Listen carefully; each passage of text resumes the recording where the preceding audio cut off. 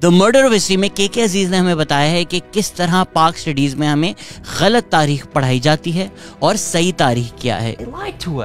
इस वीडियो में हम 10 ऐसी चीजें डिस्कस करेंगे जो शायद आपको पाकिस्तान की तारीख के बारे में नहीं पता या तो गलत बताई गई हैं।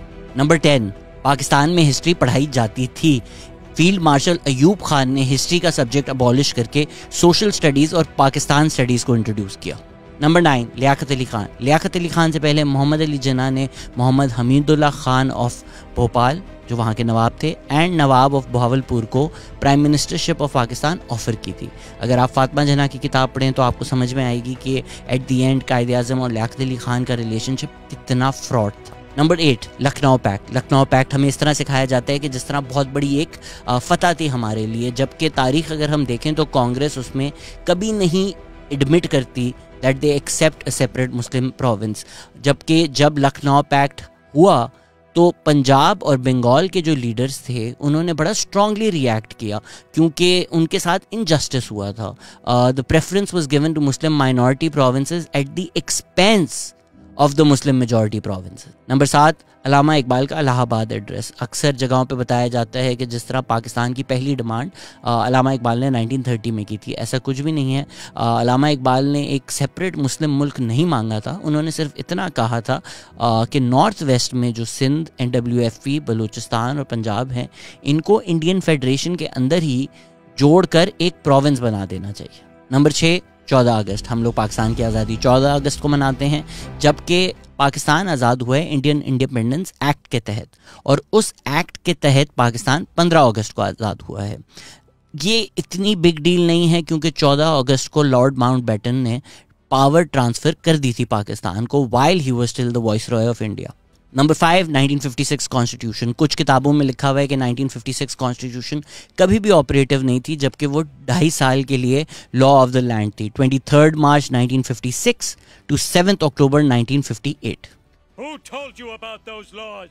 Number 4, Ayub Khan rule. अयूब खान की मिलिट्री डिक्टेटरशिप को इस तरह बताया जाता है जिस तरह पूरे पाकिस्तान के लिए बहुत खुशहाली थी या पाकिस्तानी बहुत खुश थे।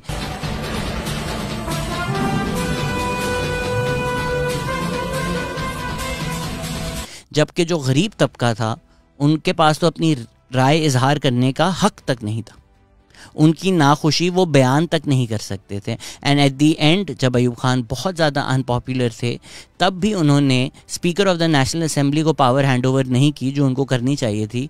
उन्होंने याया खान के प्रेशर में आके आर्मी चीफ को पावर दी। नंबर 3, 1971 हमें इस तरह पढ़ाया जाता है एक बहुत सिंपल एक्सप्लेनेशन के तहत कि इंडिया चाहता था पाकिस्तान को तोड़ना तो बांग्लादेश का वजूद हुआ, जबकि बहुत सारी वजूहात हैं जिसकी वजह से Bangladesh came to be. It's not just the interference of India जिसकी वजह से ये हुआ।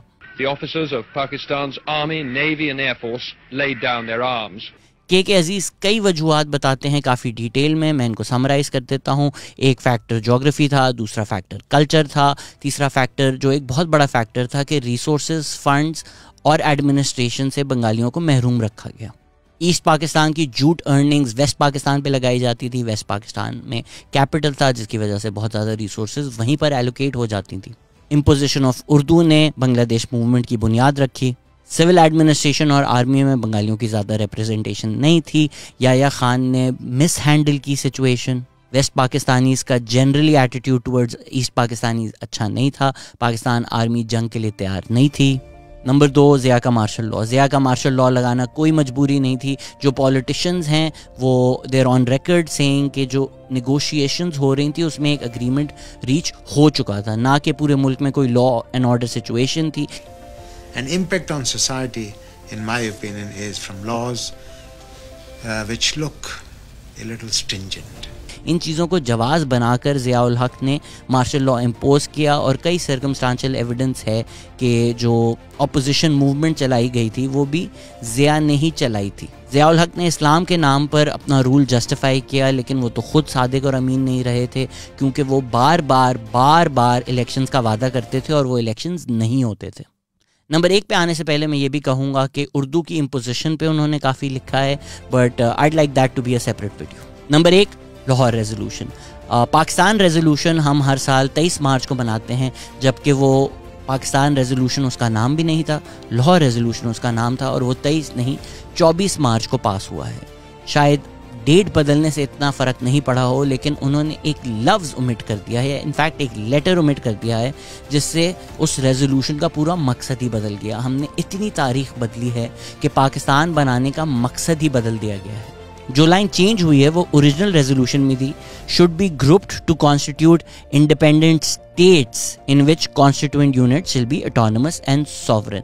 लेकिन स्टेट्स के लफ्ज़ की जगह स्टेट का लफ्ज़ कर दिया है, प्लूरल को सिंगुलर कर दिया है। जहां पाकिस्तान को शायद एक फेडरेशन मॉडल पे तस्वुर किया गया था, जिस तरह यूनाइटेड स्टेट्स भी यूनाइटेड स्टेट्स ऑफ अमेरिका है, उसमें स्टेट के पास अपनी लेजिस्लेशन भी होती है, अपनी पावर भी होती है, स्टेट सॉवरेनिटी ऑटोनॉमी भी होती है, और वो साथ मिलकर एक मुल्क बनकर ऑपरेट करते हैं। शायद पाकिस्तान का तस्वुर भी उन लाइंस पर था, लेकिन कुछ लोगों ने अपने मफादात के लिए पावर को सेंट्रलाइज करने के लिए उस कंसेप्शन को पीछे छोड़कर एक strong centre federation with weak power on the peripheries imagine किया पाकिस्तान को। और जब तक 18th अमेंडमेंट नहीं आई तब तक स्टेट्स के पास बहुत कम पावर थी और ज़्यादातर पावर सेंटर में ही। I think it would be best to end this video with the words of K Aziz. Page 174-175 पे वो लिखते हैं कि the treatment of the Lahore resolution raises a fundamental question. If the textbooks can fabricate facts in the course of paraphrasing a definite, published, easily available document, what atrocities on the truth they must have perpetuated in the field of Pakistan's political developments, where there are no original sources, where conflicting opinions abound, and where patriotic, sectarian and ethnic interests jostle against each other and cloud the horizon of history. What our children are being told is not even half-truths, exaggerations, understatements, terminological inexactitudes, perversions, disinformation, evasions, garbling and mutilations. They are falsehoods, whoppers, concoctions, pious frauds, fables, fibs and fishermen's yarns. जो हमें पढ़ाया जा रहा है Pakistan studies में वो सिर्फ inaccurate नहीं है, वो झूठ है।